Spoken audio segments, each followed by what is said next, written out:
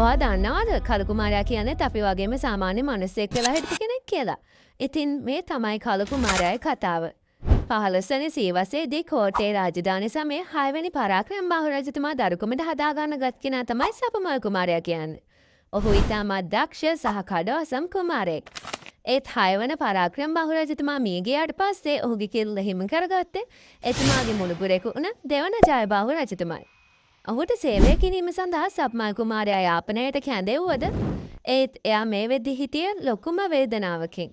ඉතින් කිල්ලට තිබ්බ තණ්හාව නිසාම සප්මල් කුමාරයා කෝට්ටේ අගනුවරට ගිහිල්ලා දෙවන ජයබාහු රජතුමා මරා දමලා 6 වන පුණකබාහු රජතුමා ළමේ සිංහාසනය ලබා ගත්තා. ඇතැමුන් පවසන්නේ ඔහුගේම ඥාතියෙකු ඝාතනය කිරීමේ ක්‍රියාවෙන් ඔහුගේ ආත්මය අඳුරට ගියා කියලයි. ජනප්‍රවාදයේ කියවෙන්නේ මෙම හේතුව නිසාම ඔහු මරණින් පස්සේ කළු කුමාරයා බවට පත් වුණා කියලයි. ඔහු සාපලත් යක්ෂයෙක් වුණාලු. අදටත් ඔහු රාත්‍රියේ ගංගා, වීල් සහ හුදකලා මාර්ගවල තනි වුණ ගැහැල් ළමයින්ට බෑම හෙල්මෙන් ඉන්නවලු.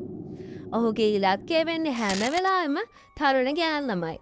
කඩවසම් රූපයක් හිමි ඔහු ගැහැල් ළමයිගේ ශරීර ශක්තිය උරා ගන්නවා. ඉතින් ඔයත් කවදා හරි දවසක තානියම පාළු ගඟක් ළඟට ගියොත් එහෙම බෙල්ලට සීතල සුළඟක් දැනෙනවා නම් බලාගෙනයි. ඔයාට පෙවුනේ නැති වුණත් එයා ඔයා ළඟ ඉන්නා වෙන්න පුළුවන්.